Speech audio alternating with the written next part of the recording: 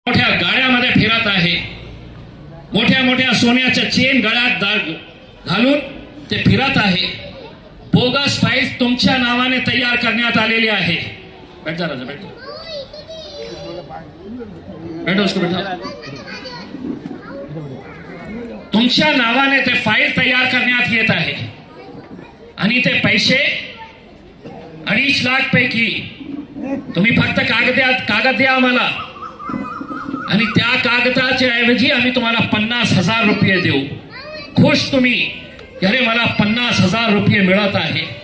पण तुमच्या हक्काचे 2 लाख रुपये, तुमच्या नावाने काढलेले 2 लाख रुपये ते कुठे जात आहे? तर या पुढाऱ्यांच्या खिशात जात आहे. मी आपल्याला शब्द देतो, हे जे मोठे नेते आहे, खंडागळे साहेब तुम्ही आमच्या सोबत, मिलिंद भाऊ तुम्ही आमच्या सोबत, गौतम भाई प्रधान साहेब तुम्ही आमच्या सोबत राहा. मी तुम्हाला शब्द देतो, हे मोठे मोठे जितके नेते हे आजपर्यंत तुमच्या हक्काचे पैसे खाल्लेले आहे ते सगळ्यांना तुरुंगात पाठवण्याची जबाबदारी इम्तियाज जलील घेणार आहे.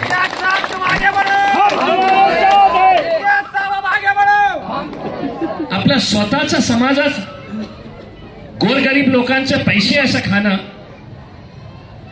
आणि कोणीही यांना विचारणार नाही. कारण काय आहे की मोठे गुंड झालेले आहे. कोणी बोललं तर गुंड्यांना पाठवलं. भडकल गेट ज्या डॉक्टर बाबासाहेब आंबेडकरांचा पुतळा आहे त्याच्या समोर माझा जन्म झालेला आहे. मी मोठा झाला ते पुतळ्याला बघून, डॉक्टर बाबासाहेबांना बघून मी मोठा झालेला आहे त्या भडकल गेट. आणि ज्या बाबासाहेबांची उंगली ते दाखवत आहे ते माझा गळा करे दाखवत होते बाबासाहेब आंबेडकर. आणि तुम्ही माझ्यावर केसेस करतो. तुम्हाला असं वाटतंय की इम्तियाज जलील घाबरणार. त्या मंत्र्यांनी ज्याचा भ्रष्टाचार मी उघड केलं ते पोलीस कमिशनरांना फोन करतो, डीसीपीला, एसीपीला, पीआयला फोन करतो आणि सांगतो की इम्तियाज जलीलवर तुम्ही FIR रजिस्टर करा आणि पोलीस करून टाकतो. माझ्यावर FIR रजिस्टर करतो कारण एकच आहे की इम्तियाज जलील आता FIR झालेला आहे. ते घाबरणार, काही बोलणार नाही. इम्तियाज जलील घाबरणार नाही, डरणार नाही, झुकणार नाही. माझी जी लढाई आहे ते तुमच्यासाठी आहे. मला माहित नाही आहे की किती लोक त्या मोर्चामध्ये आले होते, पण एकदा याचा विचार करा की तुमचे 2.5 लाख एक मोठा मोठा जे नेता आपल्याला स्वतःला स्वयं घोषित नेता आपल्या समाजाचा म्हणणारा 300 बोगस फाईल्स तयार करण्यात आले आहे.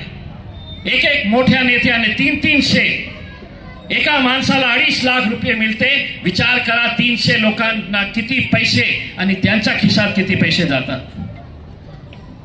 ये लड़ाई ये सिर्फ मेरी लड़ाई नहीं है, ये लड़ाई इस समाज के उन बड़े नेताओं की है जिनसे कल ये समाज सवाल करने वाला है. आज हम खड़े हुए हैं. इम्तियाज जलीलला आम्ही रस्त्यावर फिरू देणार नाही. त्याच्या घरावर आम्ही हल्ला चढवू. एक नेता म्हणतो याला कापून टाकू. अशा प्रकारची भाषा का? मंत्री साहेबांनी पैसे दिले तर खूप जोर आला तुम्हाला. मंत्री साहेब 2.5 वर्षासाठी असणार आहे. मी 24 वर्ष पत्रकार होतो आणि मी येणारा 24 वर्ष आमदार खासदार नाहीही राहिलं तर मी पत्रकारिताचे जे काम आहे जे मी आज करत आहे ते मी सुरूच ठेवणार आहे. तर ये गलतफहमी में मत रहो कि कोई नेता तुम्हें बचाने के लिए आएगा. आज माझ्यावर पोलीस दबाव टाकत आहे की साहेब नोटीस घ्या, आमच्यावर दबाव येत आहे. मी मला नाही घेणार. बेल घ्या, मी म्हटलं नाही घेणार. तुम्ही माझ्यावर खोटा गुन्हा रजिस्टर केलेला आहे.